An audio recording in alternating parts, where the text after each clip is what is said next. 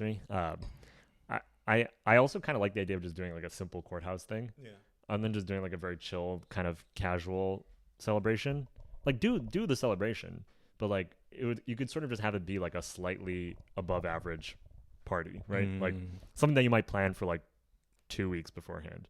You know what I I mean? see. Like I not see. like a whole you need a venue Yeah. and Yeah. you need Yeah. like Yeah. photographers and flowers and like a fancy dress and everything. Like just go get like the like a dress at a thrift shop. Go Mm. get some just potluck style. Tell people to bring some food, I love and then this. like I think I had a friend who like did a wedding in just like in a park. They Yeah. like they got married in a church, so they had like a Yeah. service.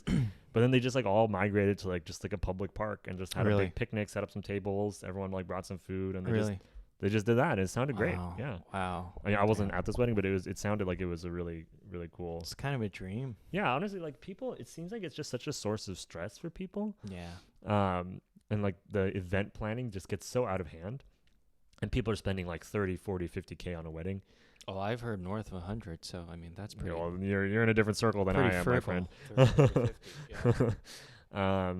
But yeah, and I would never, I would never spend that much money on. I Like, that hear just you. sounds crazy. Okay, I say that now, but we're rolling. Alright, hopefully I don't look too stupid. I actually haven't seen how I look in the camera, so. Well, thank you again, Thomas, for hosting. So, Good to see you, Kihong. we're trying. After a long day of work. Yeah, long day of work. I feel kind of bad because I was actually one of the few people on my team who didn't work this weekend, but I think most of them worked a lot this weekend. So. Working on the weekends, man. Yeah. Well, I mean, our phases are going on this one, so I'm going to stop talking about my job. All right. I don't want to get fired. All right. So, this episode, I am back with Thomas, and this time it's a video one. I'm super excited. This is our second time that we're doing this, right? The first time was with We'll see how it Amy. goes. If it's not too difficult and we don't hate our appearances, maybe we can keep doing it. But What are you talking about? You look great. thanks, man. Okay, so for this one, we don't really have one topic, right? So Thomas, suggested a great idea, which is let's just take it easy and then just talk about contemporary stuff. Yeah. So what's something that you've seen happen in the world that Well, I mean, I think has caught your attention? yeah, TikTok is a good one, right? We could talk Start about with that, TikTok. Yeah. Actually, can we please talk about this? So, can you Oh, please yeah. explain to the audience really quickly what this is? Thomas always just indulged me with. This is just a Shirley Temple with ginger beer. So I mean, normal Shirley Temple is a ginger ale. The ginger beer has got a little bit more of that ginger kick. That's it. Just And do you just grenadine order syrup. stuff on Amazon? well, no, I think I just ordered it from like Instacart or something. Okay. And also, like when I host things, people like to bring like soft Stuff, drinks or whatever. yeah. So I have like a accumulation of random soft drinks in my fridge. I am shook. Yeah, but it's pretty good, right? Yes, sir. Yeah. Anyway, TikTok. So what's the latest? I don't use TikTok, so Yeah, I don't either. But I mean, based on what I understand, the U.S. government has basically given an ultimatum to TikTok. So TikTok, everybody knows, it's a new hot thing. Social media, Gen Zs. TikTok has just permeated through so much through our lives. It's almost like defining the Gen Z generation. But long story short, TikTok has a Singaporean CEO, but the capital structure is a little interesting. TikTok is owned by a Chinese company, ByteDance, and because it's a Chinese company, the U.S. government says that it's a lot of national security reasons. Because the data server, I actually don't know if the data server sits in China, but the Chinese government has access to the algorithm. According to the hearing of the Singaporean CEO, which was actually hilarious for other reasons, he actually specifies that TikTok will go so far to be cooperative, with the U.S. government, as to put the data servers in the U.S. and hold it there. But the U.S. government is being very adamant about the whole national security concerns. So they basically gave them an ultimatum, gave ByteDance, I think, the ultimatum of you can either sell TikTok to the U.S., a U.S. entity, or you can shut down your business. So that's the context. Yeah. But do you not use TikTok? I do not. You No. don't? Not at all? Yeah, although I do feel like a lot of people will like cross post, like they'll make something on TikTok and then turn it into like an Instagram reel. And I do use Instagram, so Yeah. I think I see sort of derivative like sort of content that started on TikTok will like kind of filter over by osmosis onto Yeah. Instagram like a few days or weeks Yeah. later. But yeah, I mean, what do you see as like the appeal of TikTok, or like why is it something that has gotten so huge in the last like 5 years? It's just like easy on your brain, I guess. It just makes us. I think it's just. It's like mindless. Mindless, shorter form of dopamine rush. Honestly, Gunn should be here to talk about the brain chemistry and why TikTok is so powerful. But, yeah, and it's just like it catches your eyes, right?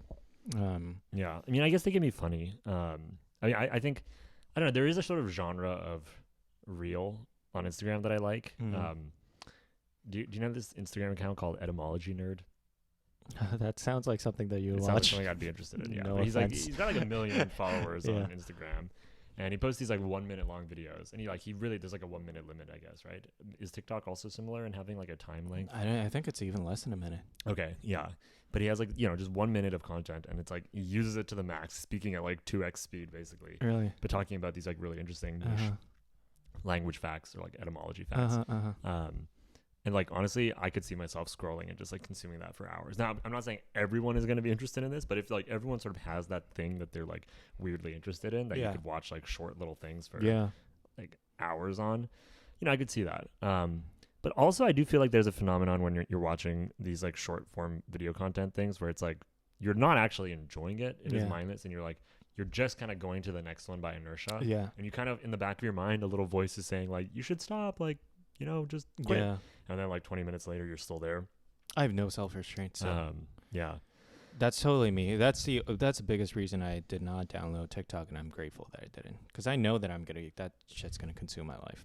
My ex used to, I don't know why I brought that up, but yeah, she was addicted to TikTok. So I know how bad it can be. Yeah. But yeah, I mean, don't you think that's interesting though? Like the whole, like the U.S. government giving the ultimatum, like, and this is not the only account. I mean, it's kind of ironic that we were the hosts of this podcast and we were talking about this, but like Korea and Japan are right now going through it. So Line, Line, right? Yeah. It's like the Kakao Talk version. And the Japanese government, it's owned by, the 50% of the equity is owned by a Korean company, Naver.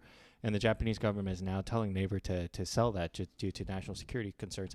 So I think more and more of this is going to happen, protectionism between countries, that not necessarily being in sync with the capital structure of, just modern capitalism, how, corporate governance works.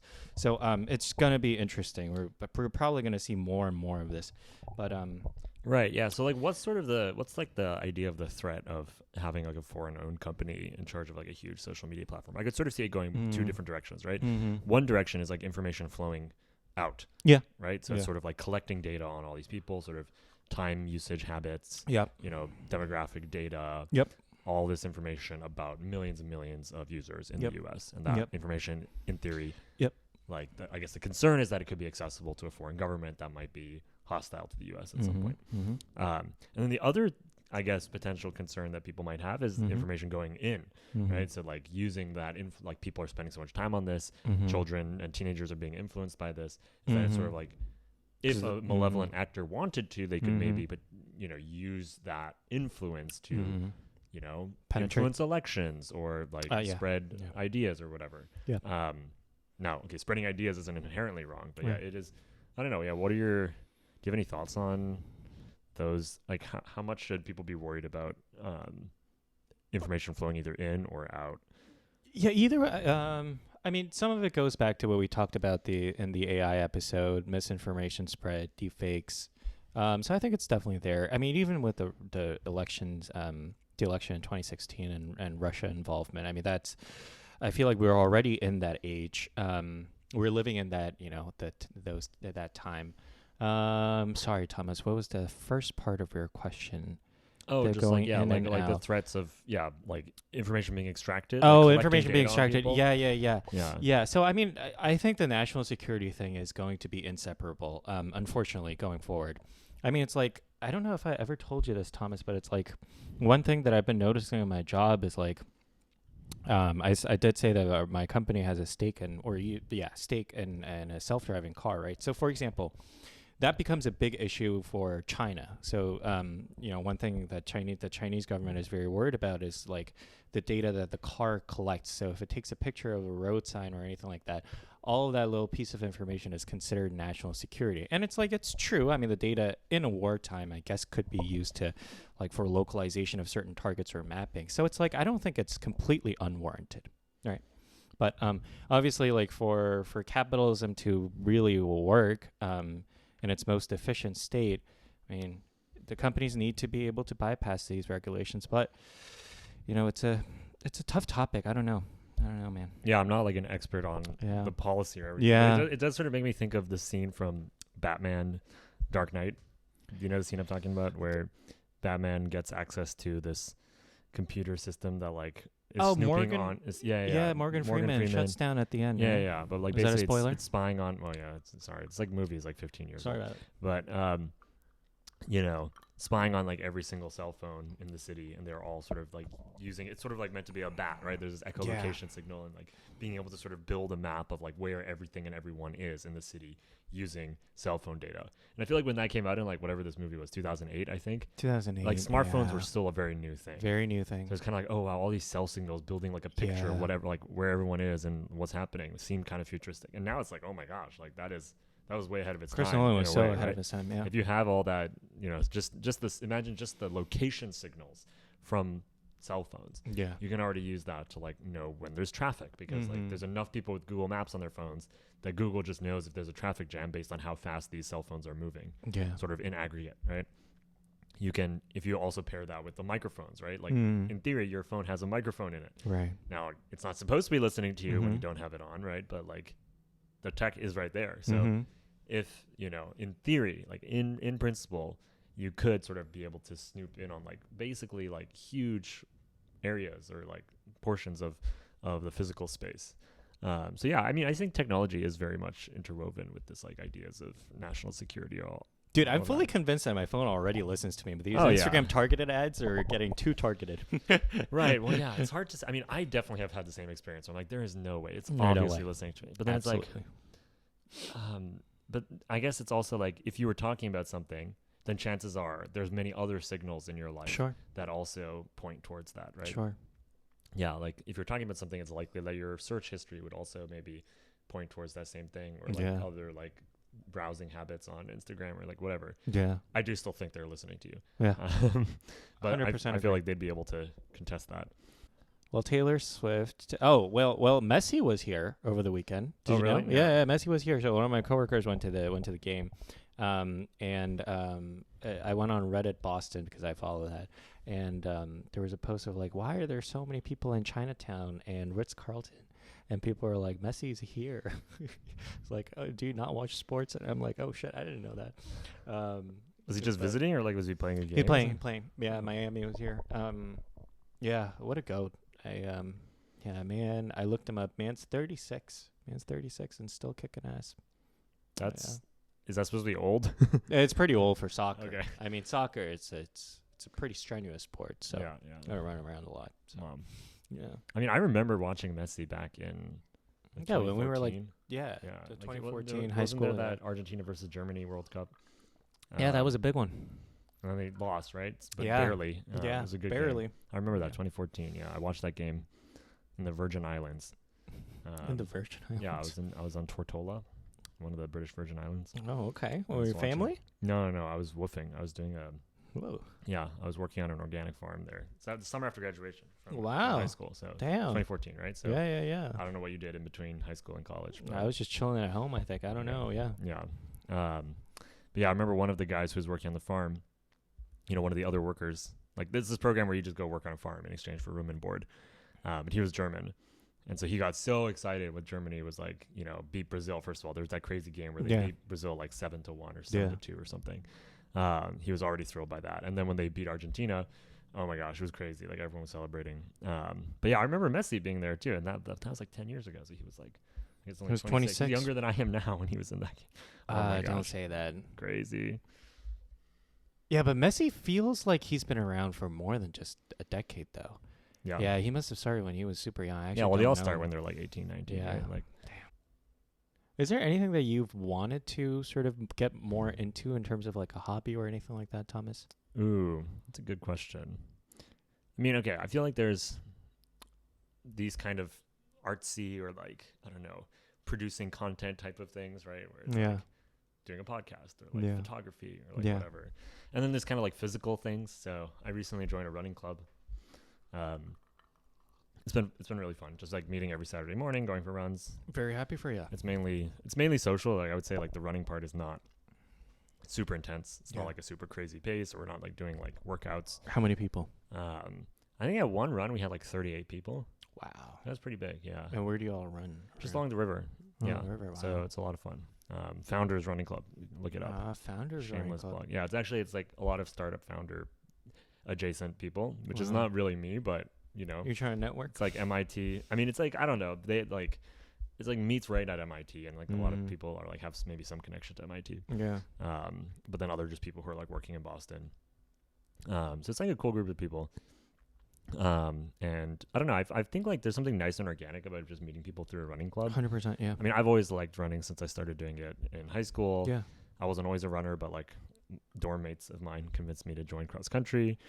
I really fell in love with running sort of during that high school time, and I've like been consistently like running since then, but not always like at the same level of intensity. But I do think it like, I don't know, there's this like shared experience of like 100%. Running, and like, you know, if you've done running in high school or whatever, it's like, you know, there's that same like vibe no matter where you go. And it's a nice sport in the sense that if it's an easy run, you can talk while you're doing it. It's like you can sort of move around. You can talk to one person, but you can kind of, you know, float around and meet new people. Yeah, it's, I don't know. Do you converse a lot? Yeah. The whole time I'm just talking to people. Wow. Yeah. And it's like, I mean, I would be down. Like, how many miles are we talking though? Like 5K, like 3 miles. So pretty short. That's pretty good. Oh, it's a cadence at once a week?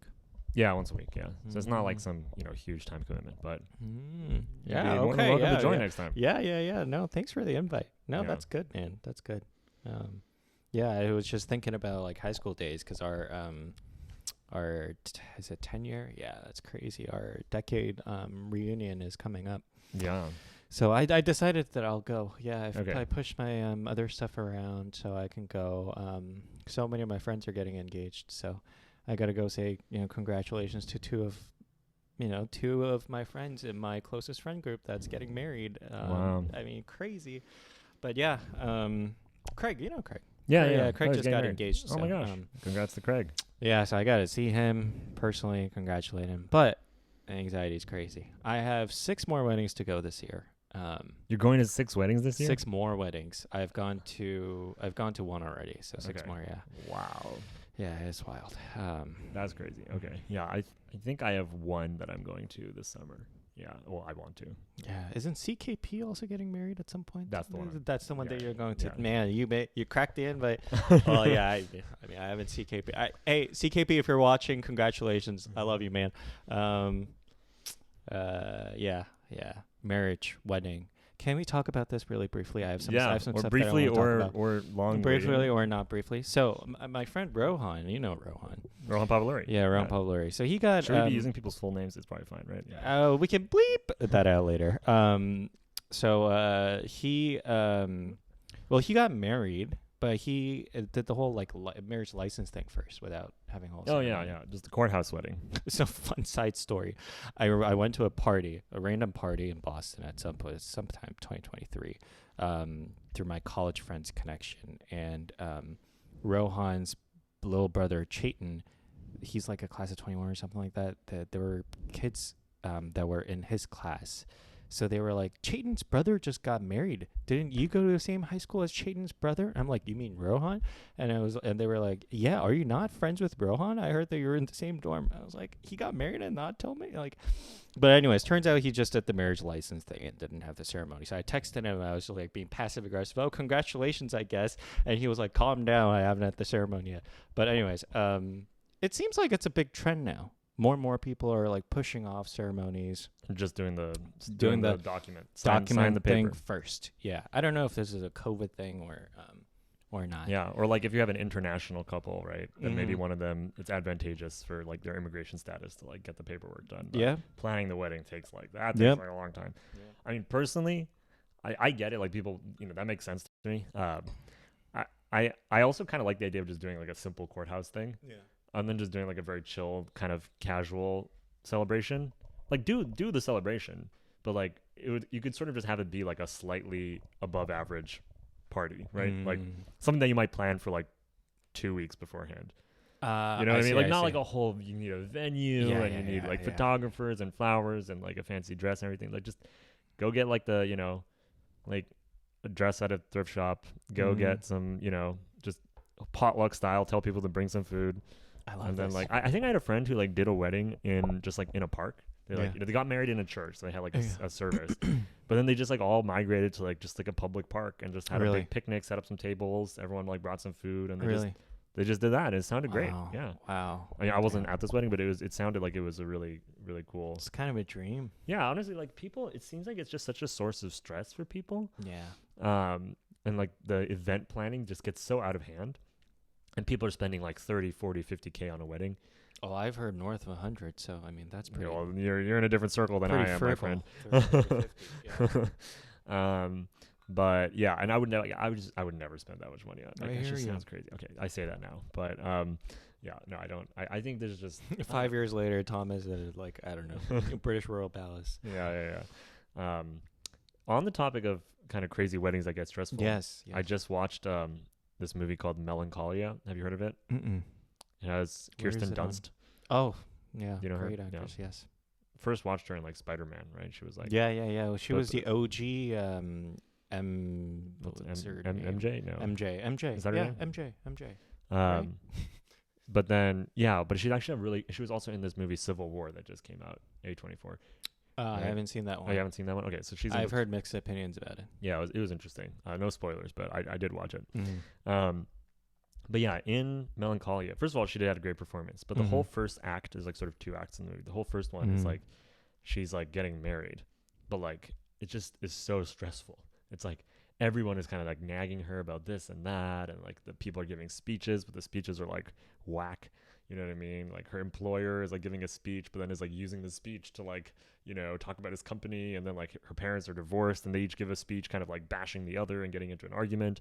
And then like, different friends are trying to like find her and tell her, why aren't you like, why I'm aren't you stressed out just smiling? from Why aren't hearing you, this. she's just like trying to escape and go into the bathroom and like get a moment to herself. Yeah. The movie's about like depression and like Yeah. mental illness and like, it's, I don't know if I don't want to watch this movie. it's an It's gonna intense, get me. it's a heavy movie. Yeah. But it just with the other topic of like weddings being stressful, just came to mind. Was it on? What is it on Netflix? That is a good question. I think it is either on Netflix or one of these streaming. I'll check it out. services, I'll check it out. Yeah. Yeah. Would you like a small wedding? Oh yeah. I mean, I think that like simple like just something chill with family and friends. Something that you just described, right? Yeah. Like that would be the dream. I mean, it takes 2 to tango. I have to find someone who's okay with that. But yeah, I think it's I think it's romantic, right? Like you're just the 2 of you that is enough, right? It's enough that you're just there and with people. Yeah. And you don't need to spend a huge amount of money to like make it something special. It already is special. Yeah. And it's special because of just the people. And like honestly, my dream, like I'm probably gonna move out of this place within 2 years, and I'm not sure I'm gonna get married by then. But you never know. You never know. But I would love to just like the courtyard of my building. It's beautiful. Love to just like set up some tables there, just do something really small, just like in the courtyard of my own building, and then just like rent out the dining hall or something. Like I don't know, like something very chill. Spend like very little money. Yeah. It's about what comes after the ceremony, guys. It's marriage is not just about the wedding. It's a journey. Yeah. So when you have friends that are married now, what is their like? Do you have any reflections on like, I guess, married life, or like how your friends maybe were transformed or changed by getting married, or I don't know. I don't know how much like so this is data points you have like before and after, right? Still, I guess in the early like honeymoon phase for some people, but yeah. Any thoughts? I got a lot of data points. I got good ones and also bad ones too. So I could talk about the ones that did not. All right, end up well. No names. No, I will not drop names. And it would be inappropriate of me. I'm actually not even going to go into the details of the bad ones. So I'm just going to talk about the learnings and observations. I think it's kind of a BS when people say that everybody grows up after you get married. I've definitely seen where it's a case, and I've definitely seen cases where it's not true at all. I think it's more of marriage sort of, because marriage is sort of a social contract, some people either give into that and transform themselves, or people sort of rebel against it. And I've seen it go really, one way or another extreme. What I increasingly realize is what a successful marriage really requires isn't really even the compatibility between the people in terms of personality or background or income level or anything like that. It's really whether if the two people have the propensity to just stick it out, or just like, just endure the tough times. I think as long as, really, like all the other things that I just mentioned, it's really just surface level. And I don't think, and I have accumulated enough data points around my group of friends at this point, that I think it's just that. Yeah. I mean, people have all these theories, like, right, like, oh, you don't want, like, before you have kids, you want both people working because you don't want the whole power dynamics around the income and all of that. No, I think it's all superficial. Yeah, obviously I am, my sample size is, not, it could be bigger, but I think it's big enough. And you sort of just like know these things. Yeah. What do you think, Thomas? Do you have any friends who got married around you? Yeah, I mean, so I know people from college who got married, and so like I would say they're in my friend group, but not like not so many in my immediate circle right now, like in grad school. I feel like there's this tendency among like grad students to be like, oh, I have to finish my PhD first before getting married or something. Yeah. So like there are people who are like maybe in a serious relationship, Yeah. but they just like haven't pulled that trigger yet. Yeah. But yeah, I would say like from the friends I have who, actually I just went to a wedding like a few weeks ago in England, in London, yeah. and I just talked to the guy today for the first time since his wedding. Seemed quite happy, seemed to be doing well, so it was nice to catch up. I mean, in some ways it's kind of like you see that their life is, it's still the same in some ways, right? This is like the same person. They haven't like fundamentally changed, but you do see maybe like a reallocation of priorities, right? Like sort of, one thing you see is like people will just sort of care less about like having fun and going to events and whatever, but like be just happier with like a chill weekend at home. And this is like a very classic, maybe just like like especially maybe it comes with age as well. Yeah, become parents. Yeah. Like I mean, I have a friend of mine that I lived with while I was teaching. He's now married. He has a kid. He has another kid on the way. Ooh. Yeah. So I got a Christmas card, and the Christmas card is like has like the nice like family photo with like mom, dad, kid, like ultrasound picture. So adorable. Like, also it's kind like of this scary. guy's 1 year older than me, but it feels like he's like way ahead of like just age wise is like so advanced because of being like a dad, and he's like gonna have 2 kids soon, and like I mean it's I mean he was always such a dad character. Like I just like even when I knew him and he wasn't even married or anything, like I could see he had that like great dad personality. So I'm like very happy for him that he's like feel like fulfilling his is not like a destiny, but like something that he's like very good at. But yeah, man, that's cute. One day, Keon. Yeah, one day. I mean, it's fine. I'll get a puppy if not. It's fine. Yeah, I have a college friend who keeps talking about starting a puppy rental business. That sounds so messed up. Yeah, a little bit. Offense, Yeah, a little bit. Yeah. So I mean, I haven't told him. My true opinions about that business idea. But anyways, I just feel like dogs make like such a powerful bond with you as a person that it's like weird to sort of shuffle them around. Yeah, shuffle them around. Although some dogs seem to be so happy with anyone. I don't know. Like golden retrievers? Yeah, there's some like my advisors have this dog. They have 2 dogs, but one of them is just like so friendly. We'll go up to literally anyone and start like licking their face and just like act like their favorite person in the whole world. And it's like, you don't even know this. It's like a complete stranger. And then they'll just like totally just be licking you and like sniffing you and just like be in love with you. Isn't it crazy that you're genetically bred to be happy? It's weird, right? Yeah. It's weird. Like, yeah. But then like my dog, for example, or like my family dog, he is so distrustful of strangers, and like he would never go up to a stranger like that. I mean, he gets very defensive and sort of on edge around strangers. So it's like so weird to imagine him ever doing like something like that, going up to a total stranger. And it's so funny that like they're both dogs, but like just based on, I mean, it's probably some combination of nature and nurture, right? But just based on maybe his early life experiences, got distrustful of people. Yeah. But I love dogs. I love cats. I mean, I love all animals. Are you more of a dog person or a cat person? I never asked you this actually.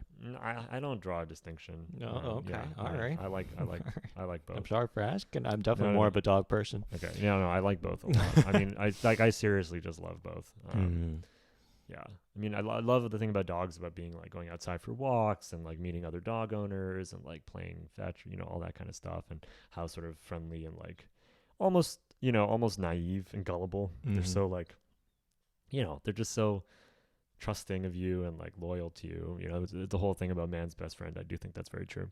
But then cats have that like kind of chaotic energy and just like that, weird personality. Yeah.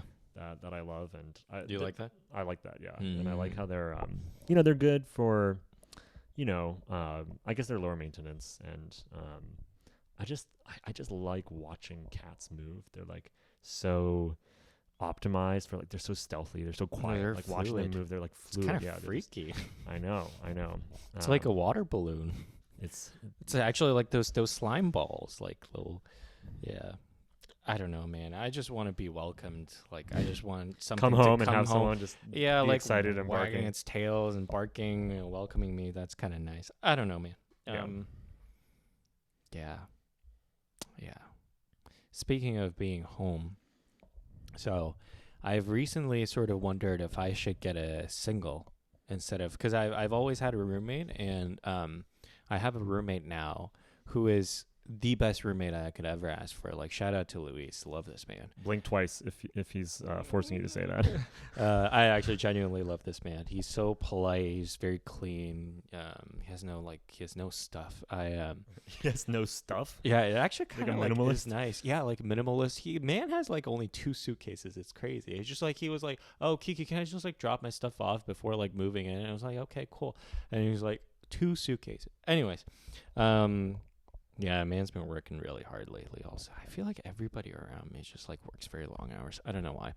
Anyways, but I've been feeling like, as I get older, it's just like I'm just always so tired after work. I just want to like come home and just like chill and just like, I don't know, like collapse on the sofa and just like, I don't know, be kind of messy. It's just like a random thought that came to my mind. I don't know why I brought this up. Yeah. No, but have you ever done that like during a summer or something and just like been living by yourself? Actually, ever since my first year at Exeter, I have never lived in a single. It's so funny they call it a single. Yeah. Sorry. Whatever. What is it? I don't even know how to call it. Yeah. I've never lived alone. I've always had a roommate. Yeah. No, I mean, I will say, so now is my first time having a place to myself. In college, did you have roommates? Okay. No, in college, I did have a single for some years, but it's like still shared bathroom, shared kitchen, kind of all that kind of stuff, right? But yeah, and then I did have I lived in like a 4-room suite my like junior year, like again shared bathroom, shared kitchen. Had some roommate problems like one year in college. We don't have to go into that, but it's just like I did have my own sleeping area, like I had my own bedroom, right? But like there is this thing, like it sounds like you have a great roommate, but like if you have any sort of tension at all with your roommates, I feel like it can be just like psychologically a bit it's tough. Tense to like it's always really be coming back and navigating that situation, especially like after a long day or whatever. Now maybe that's good that it sort of forces you to like, it sort of pushes you to like address it instead of just like avoiding. But in my case, I didn't do that. I just avoided anyway. So I just like spent either time in my room or like out of the apartment, but like not in the common areas that much. Not a super healthy way of You're not a confrontational person, are you? And I'm not, and I was much less so then, I think. I just avoided. Was like my MO. Looking back, I think there's a lot of things I could have done differently, but I totally get you about like sometimes it is nice to just have your own place. And now is like the first time that I have that, and it is like I do come home sometimes and I'm like, oh, I'm really tired, let me just lie down on the sofa and fall asleep. Doesn't always encourage like the most disciplined behavior in me, but yeah, it is nice being able to just like cook a meal and like not feel bad about occupying the kitchen for like 3 hours and like having dishes all over the counter and like I'll clean it up later, it's fine. It's like a bit different if you have roommates. Exactly. exactly. The Boston real estate just won't allow me. So, actually, I did receive some feedback from our listeners on the love and dating episode. Oh, let's go. Take us back. It's been like a few months. Yeah, actually, it's about time we revisited that episode. Yeah, but so one of our listeners said it felt like both you and I were holding back from sharing more personal stuff. Ooh. Okay. I mean, okay. First, I want to get your reaction on it. And second, I'm also not exactly sure how much more detail I would feel comfortable sharing because it gets pretty gruesome. But yeah, I don't know. Yeah, I mean, I hear that. I think it's like, okay, there's other podcasts out there where I feel like people just they do not hold back. Right? It's unhinged. It's people would just be like, let me tell you all the details of like my love life or whatever. Like, I don't think that was our intention. We weren't going for that, but yeah, maybe people can tell that there's like a certain amount of holding back, which this is interesting and good feedback to hear. Yeah. I think especially with like relationships and stuff, it's one of those areas where it impacts multiple people. So sometimes you feel like there's something to share, but it's not fully yours to share. So that's why sometimes tends towards being a bit more just like general terms, but maybe there's ways to talk about specifics without like invading anyone's privacy. Yeah, exactly. Good man. Yeah, that's hypothetical situations and no naming names. Asking for a friend. Yeah. I think that's what it was too, right? Like, as you mentioned, Thomas, it's like we haven't received consent from our, I guess, exes, so like us, like for example, me sharing so much detail might not be, if my ex happened to listen to this, it might not be the most respectful thing to her. So, and you're a very respectful person. I know. Yeah, but arigato. It'd be cool to like, I don't know, have some situation where we could talk about specifics, but like in maybe anonymous, like audience questions or something. People would be like, okay, like, what would you do in this situation hypothetically, or like things like that where. Like it'd be fun to like do more scenario based stuff where it's like, okay, here's like a concrete situation. I mean, that's actually kind of what I want to do with like the value systems episode when we get to this eventually. It's like, I want to talk about like moral dilemmas, like the trolley problems. Yeah, I think it'd be cool to like do a bunch of these kinds of like, here's this actual scenario and like let's talk through it together.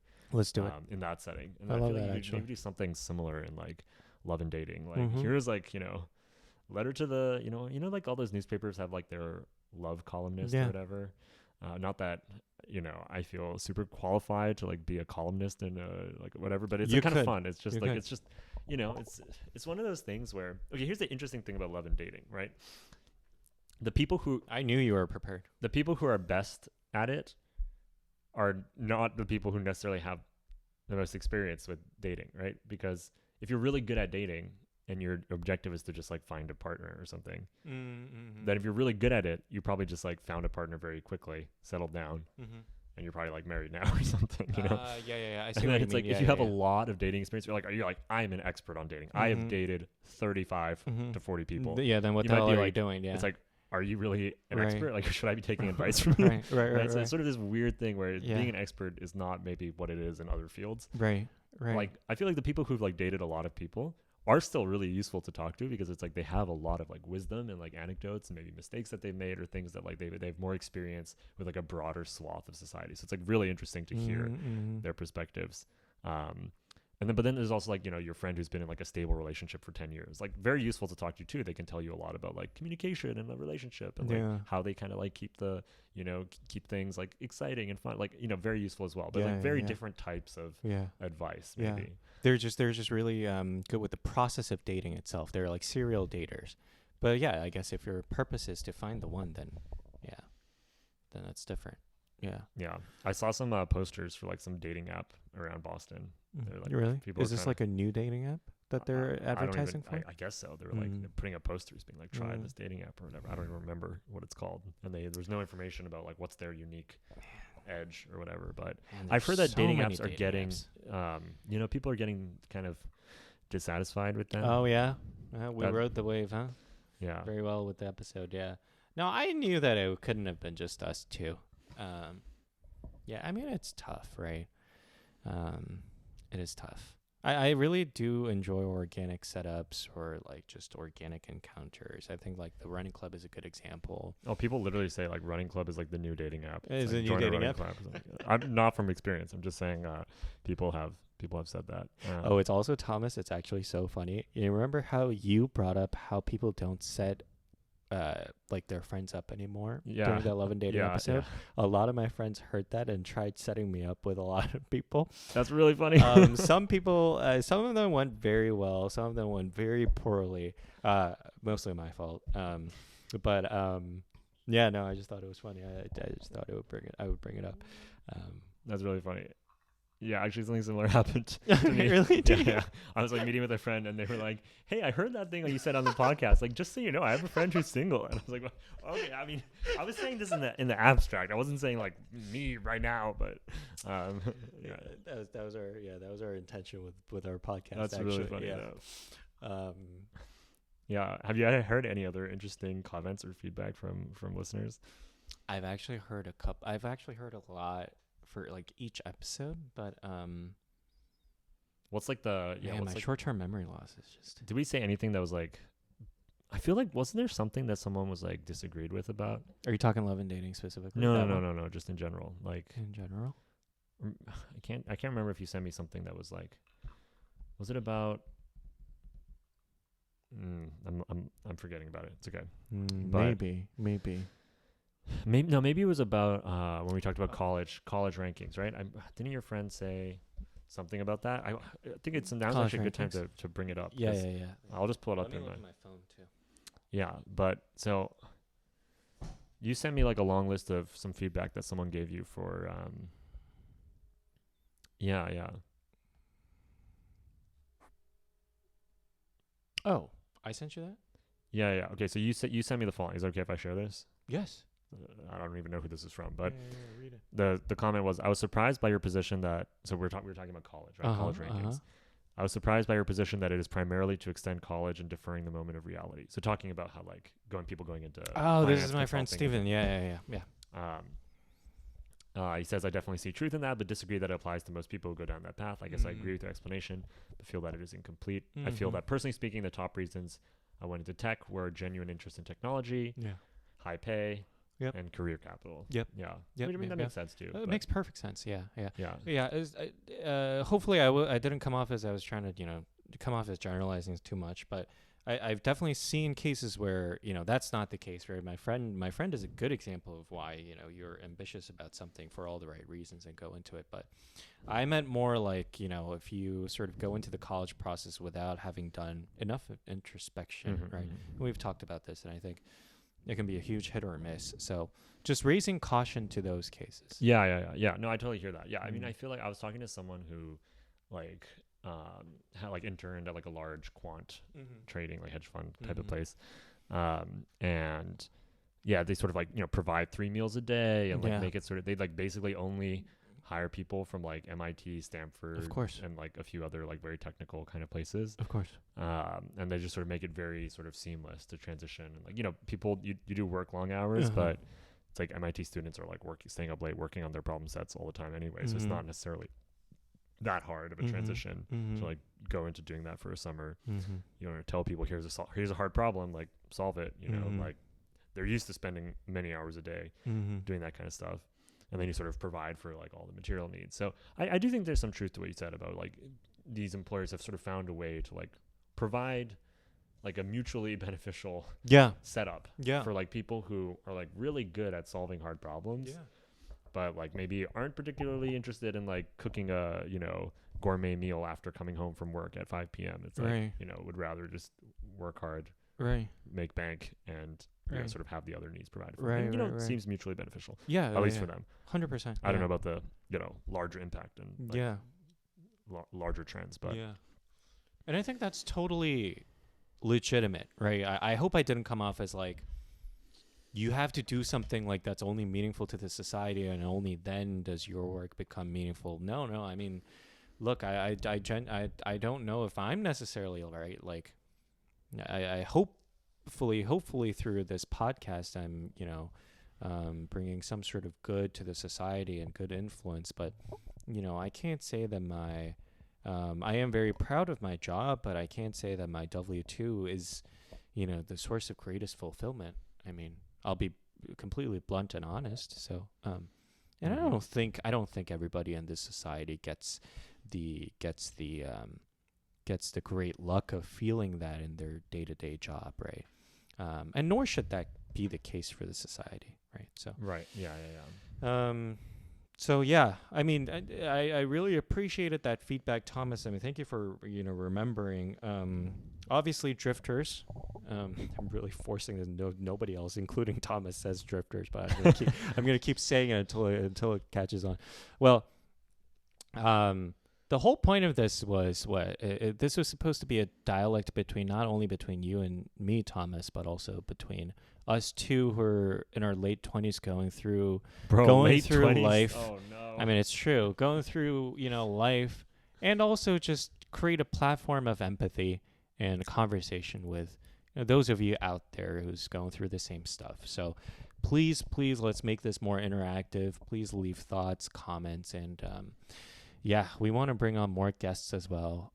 So obviously, I kind of talk out of my rear end, but and Thomas is much more knowledgeable about a lot of things, such as the AI was a good example. But there's a limit to what we know. So there's definitely a limit to what I know. No, yeah, you're being too kind to me and too harsh to yourself, Ki-Hong. But we should bring on more. We can guests. bring in more. Yeah, for sure. Yeah. Need to figure out that third microphone situation. But we have only 2 plugs, don't we? I know. That's what we have to figure out. Damn. It's okay. Nothing we can't overcome. Improvise, adapt, overcome. Yeah. Yeah. Good. Cool. Anything else, Thomas? Not really. No. I think today's more of a chill episode. Just kind of figuring out. Just talking through some loose mixed bag of recent stuff. Yeah. No particular theme, but yeah. Actually, this was great. We should do like a revisit every once in a while, just kind of like debrief some debrief, revisit. Yeah, have a chance to just address some like miscellaneous. Like I think there's something like Wikipedia, not Wikipedia, but like in certain you'll just have like a miscellaneous section. I guess sometimes yeah. And I love that. It's just like here's like a bunch of like neatly ordered information, and then like here's just this like catch-all miscellaneous. Yeah, and it's like who knows what you're gonna find in there. Yeah, it's great. Yeah. And also talk about us more too, like what's been going on in the last few weeks in our lives. I don't know if I want to talk about that publicly. Okay. Damn, Thomas is up to something. It's just pretty boring. Days. No major updates. My friend today was asking me like, "Hey, what's new in your life since I last saw you 2 months ago?" And I'm like, Nothing. Stop talking to me. Yeah. Keep walking. Yeah. Okay, man. All right. Cool. Come back next time. All right. See you next week. Bye. Bye.